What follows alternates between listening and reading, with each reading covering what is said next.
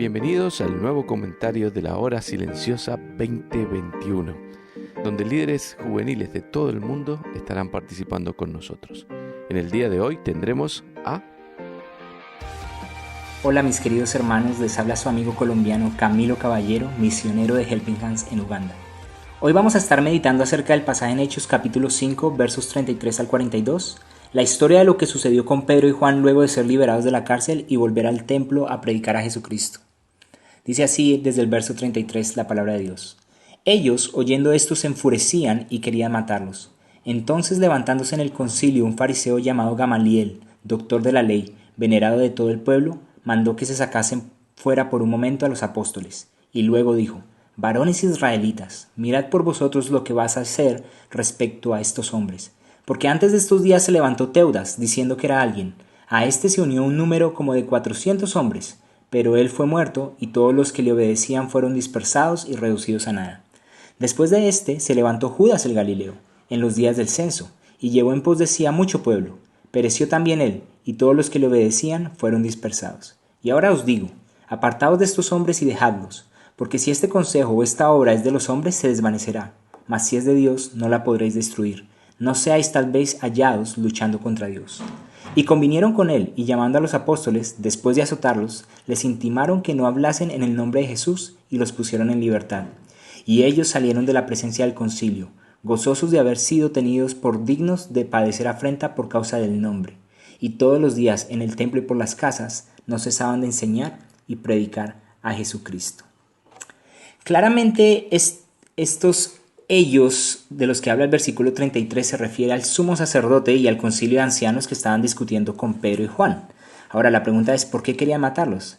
Bien, básicamente Pedro y Juan desobedecieron a la orden de no predicar a Cristo, los acusaron de asesinato, anunciaban la resurrección de los muertos y el señorío de Cristo.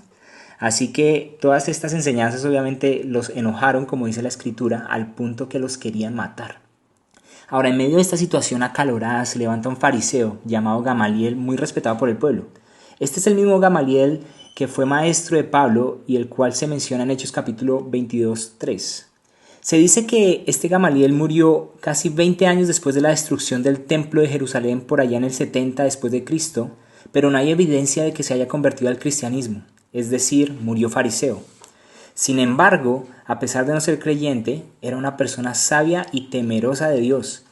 Y vamos a ver que incluso da un consejo que está basado en la verdad de las Escrituras. Pero primero veamos algo acerca de las personas que él menciona.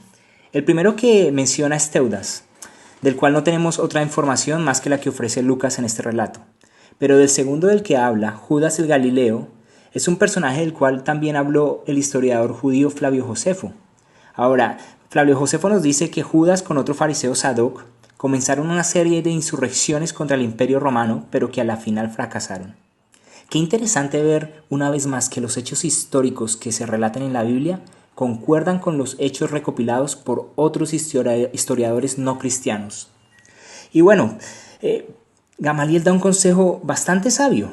¿Por qué? Basado en la experiencia, Gamaliel sabía que las cosas que no vienen de Dios desaparecen, no perduran.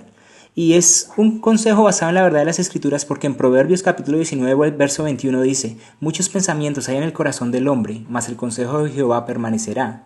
Y en Salmos 33:11 dice que el consejo de Jehová permanece para siempre. Así que Gamaliel da este consejo no porque fuera simpatizante de los apóstoles o de su mensaje, sino porque era un sabio de las Escrituras y por experiencia entendía que Dios es soberano y lo que no se ajusta a sus planes no perdura. Y es por eso que el concilio acepta este consejo, llama a los apóstoles, los lastima y bueno, luego los deja en libertad. Y qué interesante la actitud de ellos, ¿no? Que al final salen gozosos por haber sufrido por causa de Cristo y continúan enseñándolo y predicándolo en el templo y por las casas. Ahora, ¿qué podemos aprender del pasaje? Bueno, lo primero es el ejemplo de Gamaliel. A pesar de no ser cristiano, él entendía perfectamente la soberanía de Dios y descansaba en ella. Esto es muy importante porque si eres cristiano, posiblemente entiendes que Dios tiene autoridad sobre todas las cosas. La pregunta es, ¿descansas en esta verdad?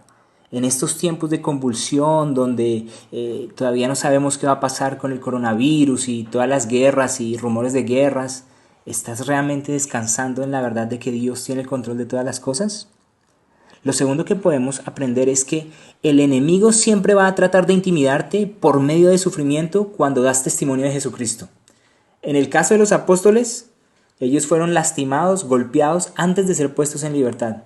Pero yo he escuchado muchas veces que cuando alguien se convierte al cristianismo y comienza a testificar de Cristo, es muy común que se pelea con la familia, los mejores amigos lo abandonan.